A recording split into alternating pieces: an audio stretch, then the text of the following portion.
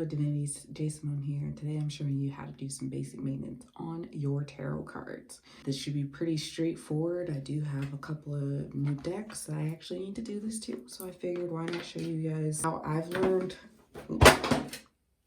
drop the tarot deck there, how I've learned how to just kind of maintain the cards and take care of them so that way they are usable, easy to use. Pretty much I'll be showing you guys when you first unbox your tarot deck, because I have 3 decks, not just tarot but also oracle cards that I need to unbox.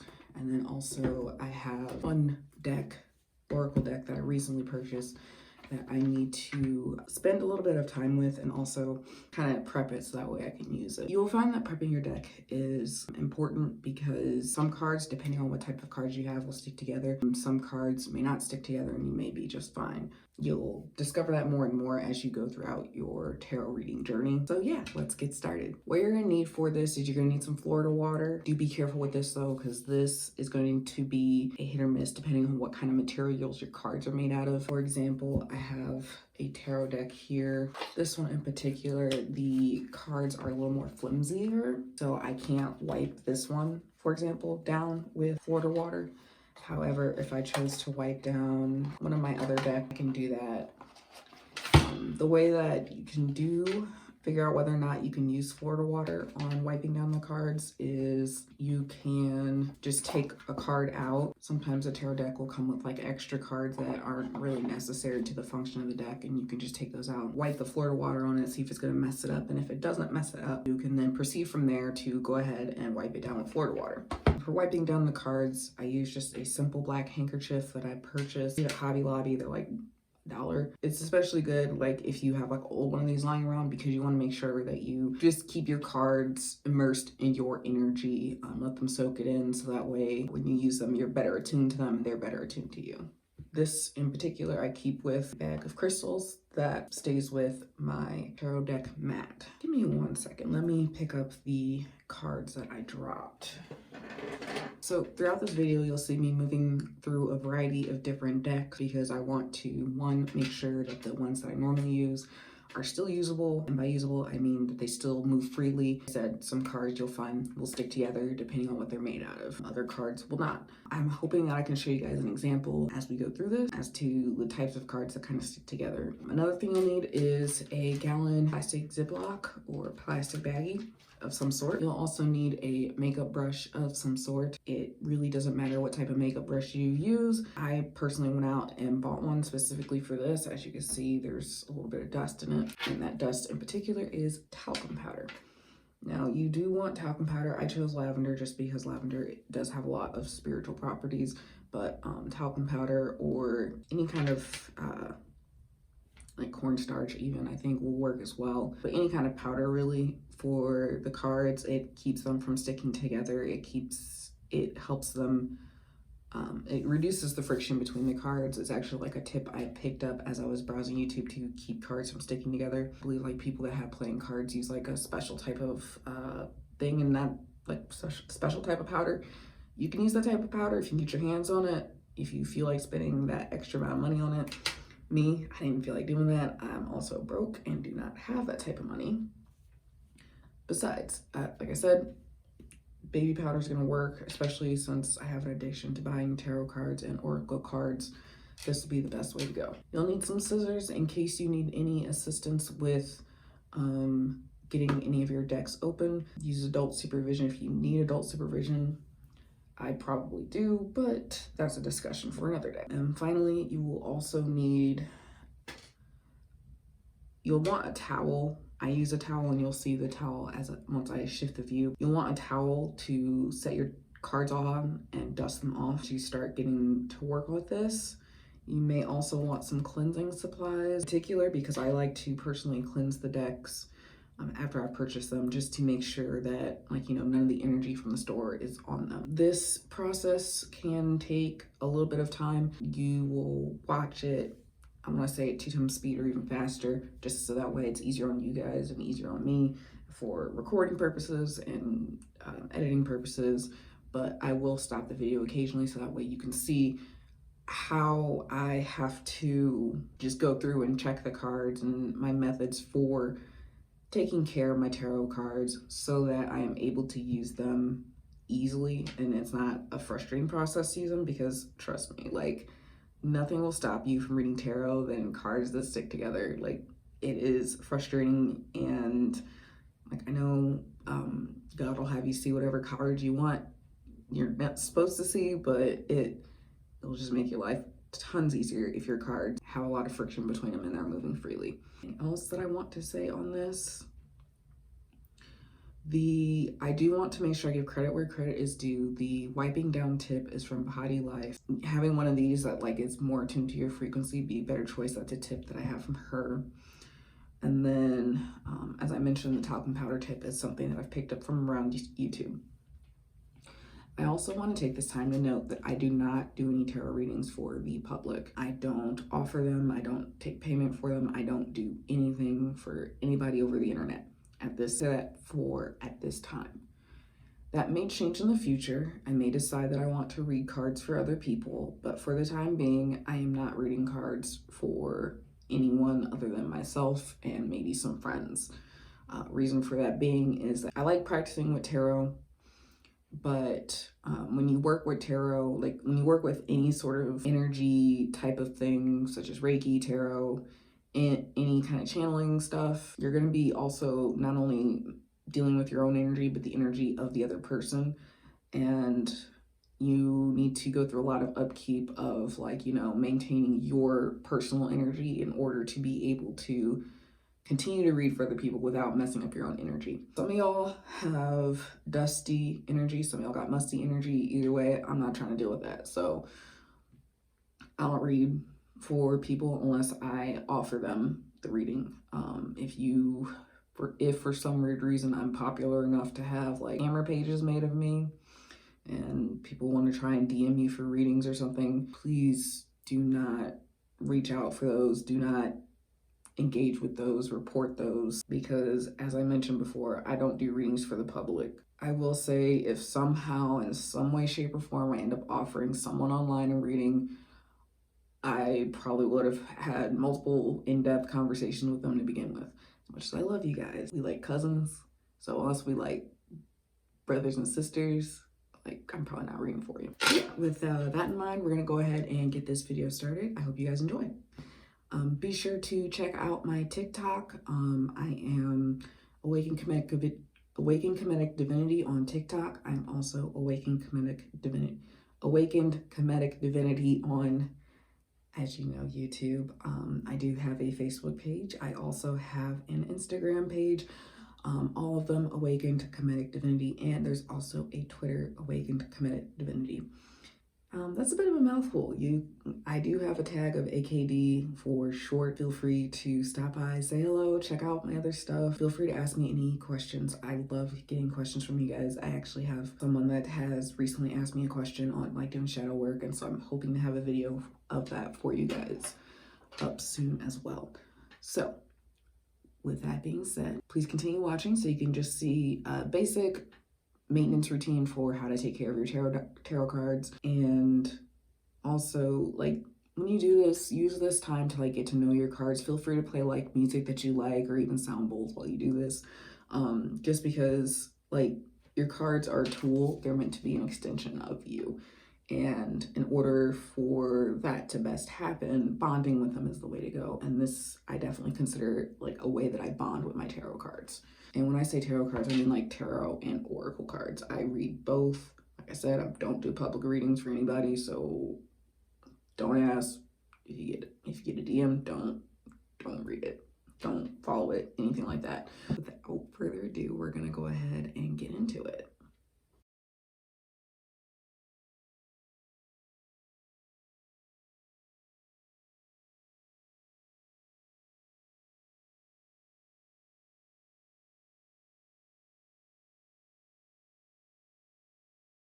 I don't know if you guys will be able to see it from the camera, but these cards are sticking together.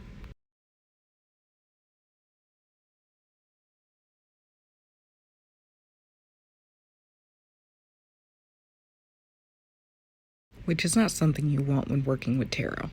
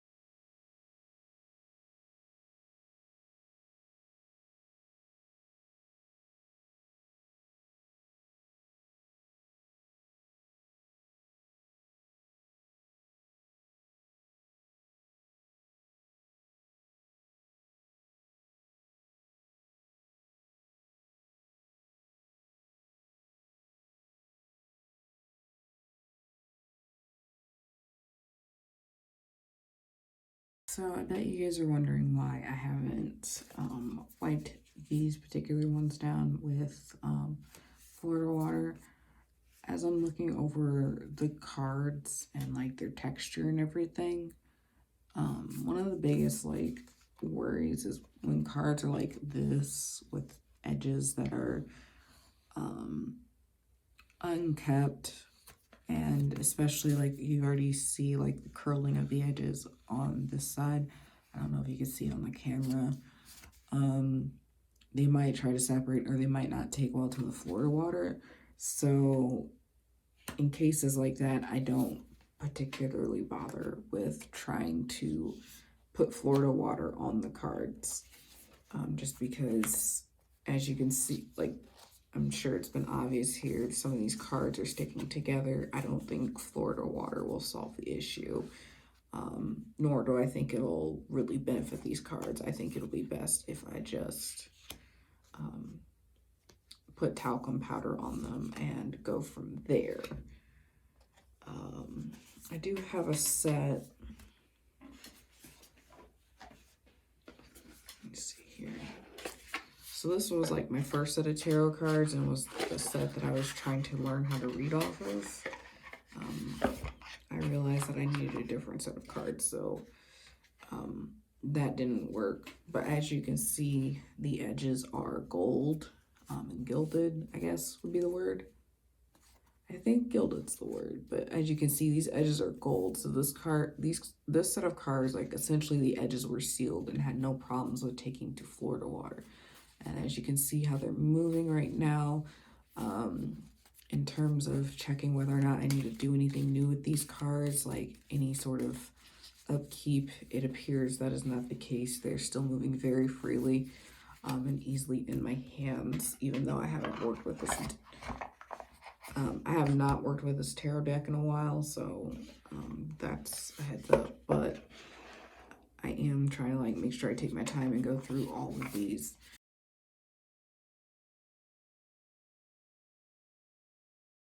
Yeah, these cards appear to stick together more so on their own, like how they're cut, but we're going to see if the talcum powder makes it a little bit better. And as you can see with this one's, in contrast to the Bone Tarot, these are also matte. So I found that matte cards tend to stick together.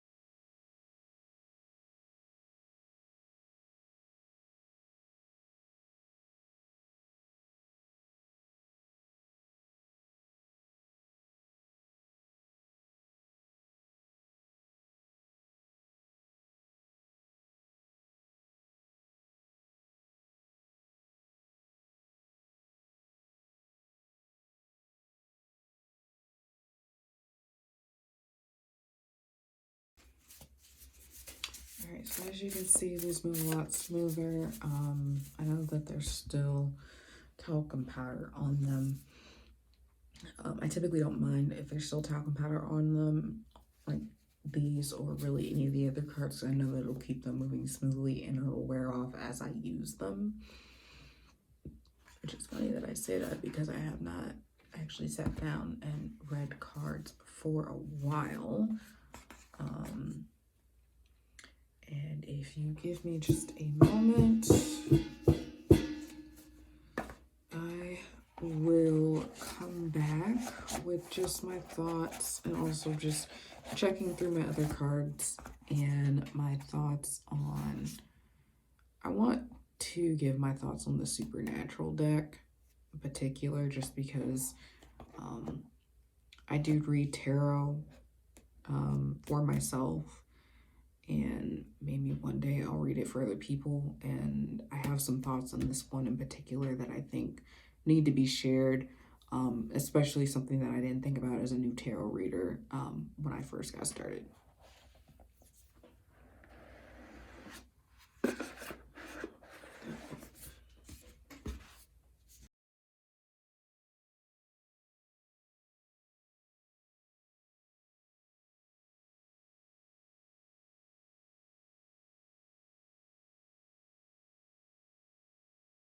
Alright, hello divinities, we're back from getting all of the new additions to my slowly growing tarot collection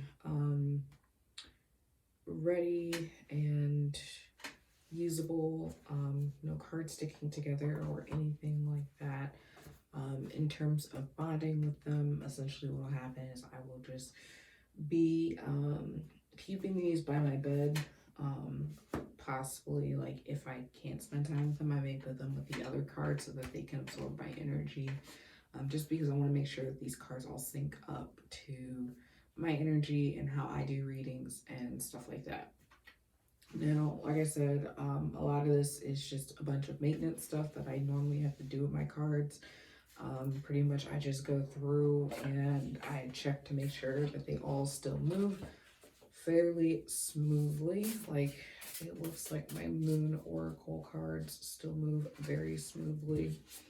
So I don't need to go through and do a whole process with these, which is part of the reason why I mentioned before that I like to keep some of the talcum powder on the cards, because it just means that I don't have to do this that often. I do want to show 3 card decks that I have by the same person, or well, the same collaborator. Starseed Oracle was the first one I saw it, and I really liked the artwork on it, so I wanted to see what other ones they had. The Work Your Light one, I believe, is the first one in the series.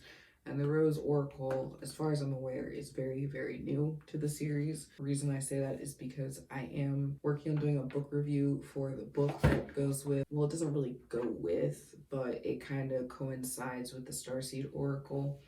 And as you can see by its ease of me pulling the stuff off of it, it has been used quite a bit. So these 3 I'm excited for because they are something that I've been looking forward to, and I like that I can add them to my collection. The Isis Oracle, not sure how I feel about this one yet. I picked it up because, as you guys know, I look at Kemetic spirituality as a base of my spirituality, and Kemetic spirituality deals with a lot of, it is essentially Egyptian based. So Isis, noting Kemet as Osset, that was why I wanted to pick this one up. I was hesitant because as a Black woman, I want to see proper representation of Black people in tarot. Looking at Becca and Danielle's work for their Work Your Light, Rose Oracle, and Starseed, you can kind of see that they did try to be very inclusive with these, especially with the Rose Oracle. That's why I was hesitant to get this Oracle deck, but I am glad that I did. I think it has a lot of knowledge and things that I otherwise would not have thought of to put together with me coming at spirituality from a Kemetic standpoint. It has a lot of valid things such as the Merkaba or the Lapis Lazuli. I'm probably saying that wrong, so I apologize. And just other things that, like the Isis knot, stuff like that, that normally I wouldn't. Now, we've already tested the Bone Tarot to see if it's still running smoothly. You can see this box loves collecting talcum powder on it. The other tarot deck that I need to test is this one, the Wandering Spirit Tarot deck. This particular deck was an exclusive limited edition type of deck. It is the deck that I feel the most connected to for a variety of different reasons. Maybe I'll tell that story some other time if you guys are interested. But this one in particular is one that you also see me using throughout videos. Cards are very matte. The edges are gilded gold. I don't know if you can see it from there, but they are gilded gold. It looks like this one is still moving perfectly for me to use it, should I decide to. Oops.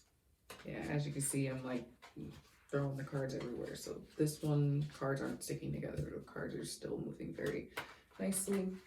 This one, I believe I carefully wiped down with Florida water because this deck means like the world to me. I said it was a very limited edition deck, so I made sure to choose one of the cards that weren't important because this one has more than 78 cards, just to kind of test and make sure before I started cleaning it with the Florida water like I normally do with a lot of other things. This is the coin. I believe I used this for a video to show like coin divination. I don't particularly use this coin.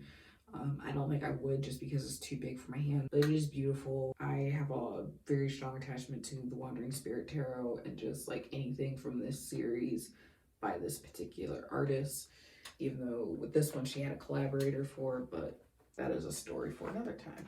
Now, the Supernatural Tarot deck. This one, I'm gonna be honest, after looking through it, this one I have very mixed feelings about. The reason I have mixed feelings about the Supernatural Tarot deck is essentially it's not a tarot deck for beginners. They use different wording than traditional tarot decks, such as bones instead of wands. You have blades instead of swords, goblets instead of cups. I mean, it's pretty easy to pick that part up, but the other concern that I have is, as I was looking through this, I felt like some of the characters didn't really fit for whatever card they were on. My final concern would be, when reading tarot, tarot has a lot of hidden images and other things that are within it that make a lot of sense and add to the readings. Without those being in this tarot deck, such as the focus of the colors being this blue and red, I will say that I would not recommend this deck for beginners. If beginners are determined to learn how to read tarot, like many other tarot readers, I would say start with the Rider-Waite-Smith deck. You'll commonly see it as Rider-Waite. I call it Rider-Waite-Smith because Smith was, I believe the story Smith was cut off. I have it as part of my magical tarot book where you can do like spells and magic and stuff with just like the cards alone. So like you don't have to like be a tarot reader to like actually make use of the cards. You can do a lot with just having like the energy of a card, like the Emperor, which is like a divine masculine energy, or Judgment, or let me see if I can find an example.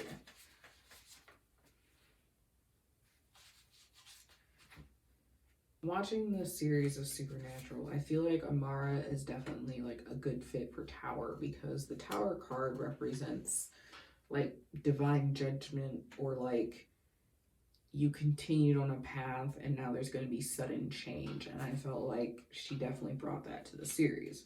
Or for example, the star with Jack, which is a symbol of hope.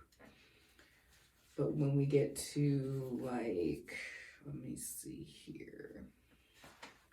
I'm gonna say like the Five of Blades would be one of the cards. Well,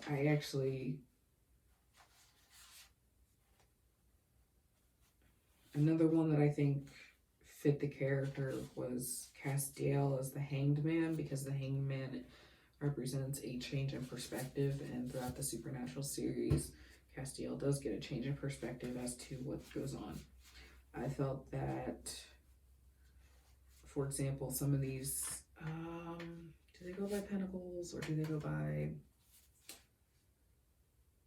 pentagrams? So the pentagrams are supposed to represent the Pinnacles in the series, and I feel like, for example, this one in particular and this one in particular, it seemed like they were a little bit lazy with that.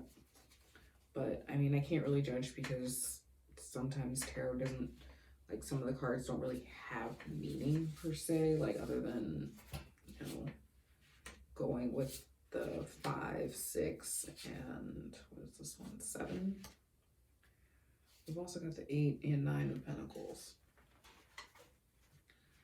So instead of focusing on the blade, we're going to focus on the Pentacles. So the Pentacles represent earth energy. They are also, the story with the Pentacles is that you first start with the Pentacle, you become rich with the Pentacles, but then you lose your wealth, and then you manage to somehow make it all back and grow again. So like I said, I don't know if you can see it from here, the 5 of Pentacles, the 6 of Pentacles, the 7 of Pentacles, which features Mick. No, not Mick. What's his name? Catch. So the 6 of Pentacles features Catch. Or the 7 of Pentacles features Catch. The 8 of Pentacles features, shoot, I forgot this girl's name because she was in season 1. So I spent like a long time between seasons. And then you've got the 9 of Pentacles. So looking at like traditional Rider-Waite-Smith tarot imagery. Let me see here. Because like I said, this is kind of all important.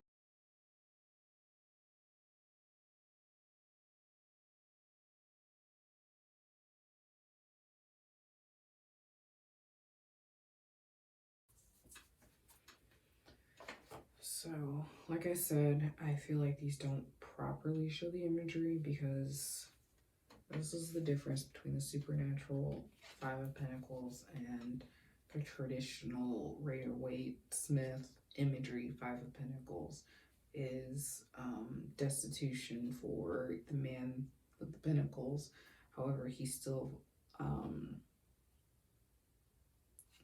destitution and poverty. You don't really get that with this 5 of Pentacles. The 6 of Pentacles, which is a little bit nicer than how the 5 of Pentacles looked, if you want to compare the two. Like, maybe you can pick up the poverty type of vibe by looking at like how poorly drawn these are versus like how nice these look. But the 6 of Pentacles, the difference is here.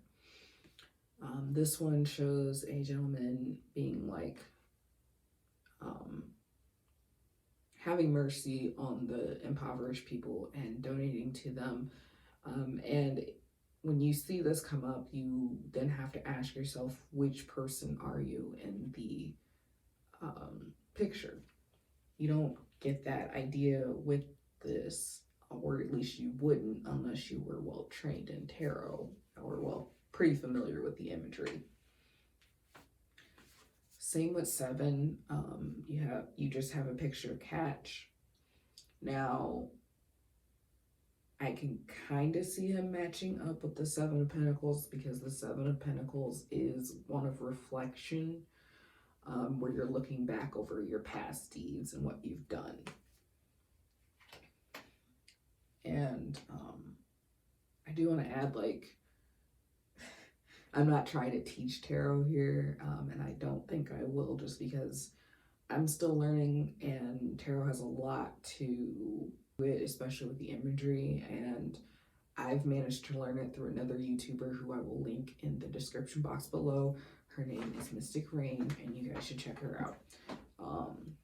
I will say though, her tarot playlist for learning tarot is out of order, and that has been bothering me since the beginning of time, but you know, we'll deal. I'm just difficult and picky. So then we have the 8 of Pentacles by Supernatural. Now, it kind of mimics the Eight of Pentacles with the Rider-Waite-Smith imagery. However, this imagery shows a man making more pentacles. So after 7, where he's reflected on his harvest of pentacles, he worked harder to make more pentacles, and you don't get that with this card. And then we get the 9 of Pentacles. Now, 9 of Pentacle energy, when you see 9 of Pentacles in a spread, you would love to see this one in a spread. The reason I say that is because the 9 of Pentacles is supposed to represent a lot of wealth and prosperity based on the images in it. Now, like I said, I'm comparing this to Rider-Waite-Smith imagery. I want to also add that the imagery on these cards that I have here that I'm referencing, the Golden Art Nouveau or Nouveau Tarot, this imagery is based on the Rider-Waite deck, but it isn't exact. And I say that, and I want to kind of emphasize that because like the Rider-Waite deck has a lot, like I said, is essentially where all tarot essentially comes from, and it has a lot of emphasis, and there is a lot to go on with the imagery in the tarot deck. So like this, even this one may be missing a few pieces.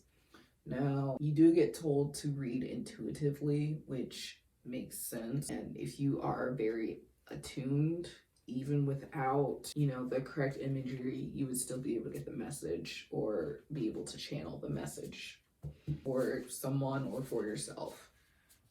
However, like I said, tarot reading is an art, and it takes time to get good at it. Like, sorry, that's like an inside joke my friends have that I have when gaming with them. But reading tarot is an art, and learning how to read it is difficult. I'm not going to tell you to read it intuitively, like just right off the bat, go out, buy yourself a pack of tarot cards like the Bone Tarot or the Supernatural Tarot that doesn't have the Rider-Waite imagery, and just have at it. I'm not going to tell you to, because I'm going to give advice. I want to give like sound advice. So what I am going to say is, and this is something that that other readers may disagree with, but I do say that you should start by studying. The reason I recommend studying the tarot, the meaning behind it, the different card meanings and everything like that, is as much as you want to read intuitively. In order to read intuitively, you have to have a base to go off of. Studying the imagery and the cards themselves gives you that base that you need to go off of in order to then read intuitively. Now, some of you may be asking, why didn't I get the regular Rider-Waite deck? Reason for that being is your girl likes her tarot cards and pretty much anything that she uses for any of her spiritual stuff to be like pretty and aesthetically pleasing. So I did not like the artwork of the Rider-Waite Tarot because to me it wasn't aesthetically pleasing. So I decided to get this one instead, the Golden Art Nouveau Tarot, because this is more aesthetically pleasing, and it fits the need for the most part, emulating the imagery that's found in the Rider-Waite Tarot, in order for me to better understand the imagery and then translate it over into these tarot cards as well, especially for the Supernatural series, for my Bone Tarot series, and for my Wandering Spirit deck. So I don't have too much of a problem with the Wandering Spirit deck, but like I said, this is my baby.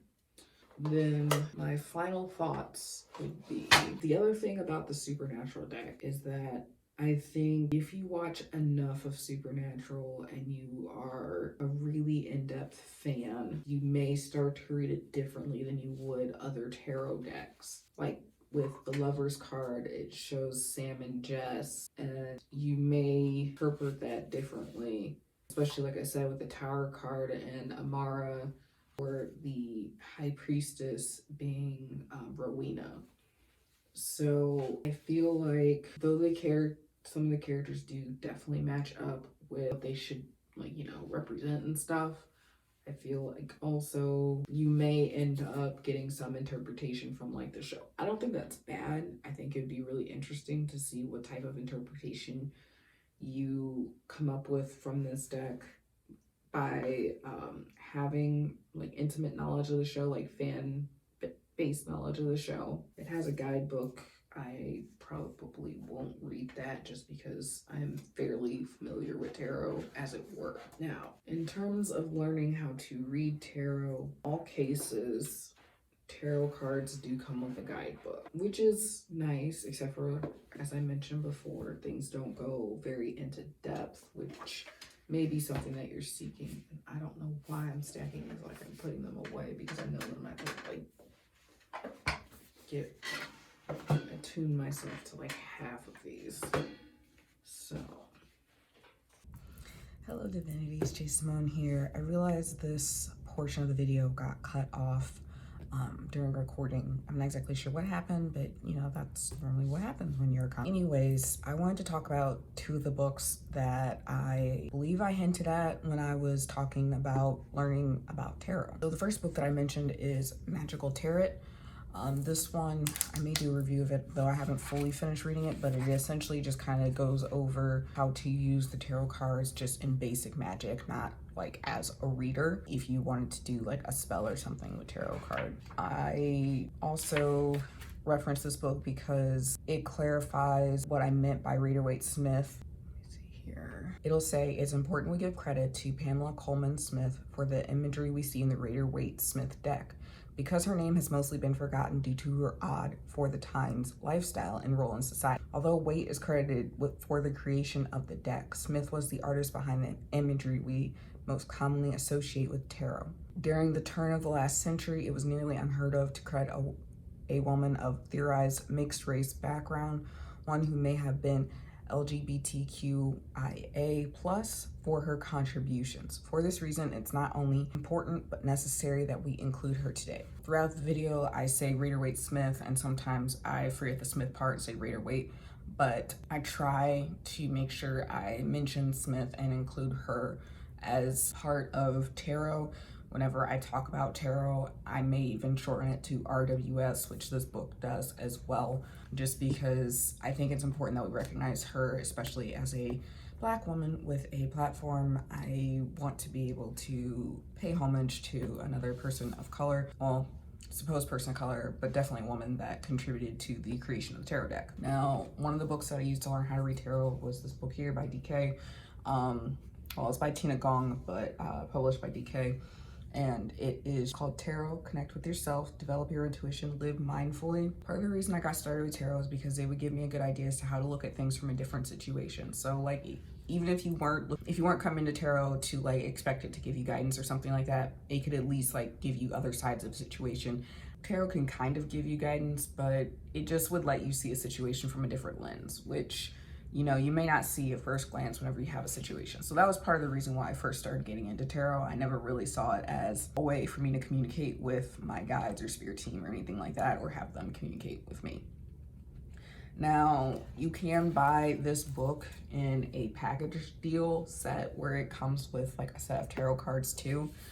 The tarot cards are going to be specific to this book, which is fine, except for, again, you're going to end up, or it may end up missing some of the important imagery that is usually included on the regular Rider-Waite-Smith cards, which is why I say you may just want to buy a Rider-Waite-Smith deck and then just get other stuff to supplement it. But it's not a big deal because this book does go into details about, like, you know, the upright and reverse meaning of tarot cards, along with kind of giving you ideas as to like how to go over or interpret the cards. So it's not a bad book at all. I actually really like it. I've read it twice now. Maybe one day I'll do a review on it finally. And it also has like tarot spreads and other things that you could use in it. But suffice to say, I wanted to make sure that I gave you guys these two books